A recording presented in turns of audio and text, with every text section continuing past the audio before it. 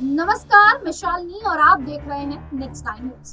कोलकाता के आरजीकर अस्पताल में ट्रेनिंग डॉक्टर की रेप के बाद हत्या करने वाले दरिंदे संजय राव को फांसी की सजा हो पाएगी।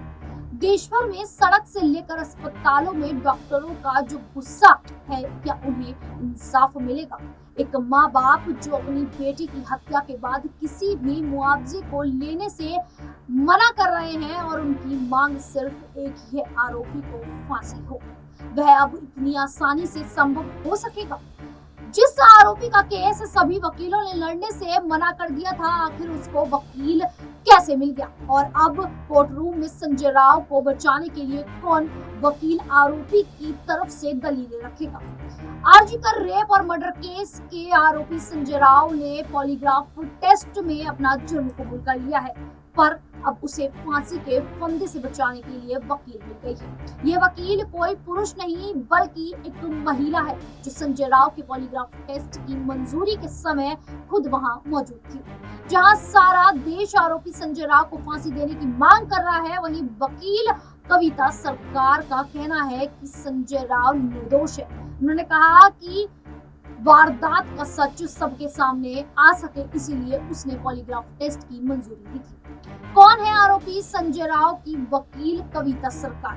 बलात्कार, मर्डर जैसे अपराधों में अपराधियों को वकील कैसे मिल गया? संजय राव का केस लड़ने वाली कविता सरकार वकालत के पेशे में पिछले 25 सालों से है।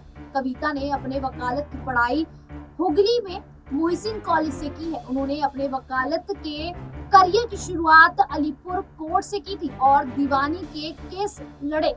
इसके बाद वह south Asian legal services association में आ गई। यहाँ से उन्होंने क्रिमिनल केस लड़ने शुरू किए। संजय राव का केस मिलने के बाद उन्होंने कहा कि हर आरोपी को निष्पक्ष सुनवाई का अधिकार है, चाहे उस पर जो भी आरोप है। उन्होंने कहा कि केस लड़ना उनका काम है और वह कानून के हिसाब से अपना काम करेंगी। कविता किसी भी आरोपी की फांसी की सजा के खिलाफ है। उनका मानना है कि उम्र कैद की सजा किसी भी आरोपी के लिए सबसे बड़ी सजा है। भारतीय कानून में हर आरोपी को अपना पक्ष रखने का अधिकार है।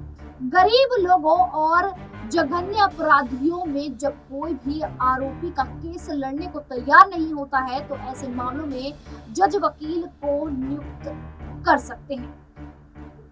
सियासत कोर्ट में राउजो कानून सेवा प्राधिकरण में कविता सरकार एकमात्र वकील है, इसलिए सियालदा कोर्ट के आदेश के बाद कविता सरकार को संजय राव का केस मिल गया। आपको बता दें कि भारतीय संविधान में हर नागरिक को निष्पक्ष सुनवाई का अधिकार है का उल्लेख संविधान के अनुच्छेद 39A में किया गया है। भारतीय संविधान का अनुच्छेद 39A समाज के कमजोर और गरीब वर्गों को मुफ्त कानूनी सहायता प्रदान करने और सभी के लिए न्याय सुनिश्चित करने के लिए राज्य पर दायित्व डालता है।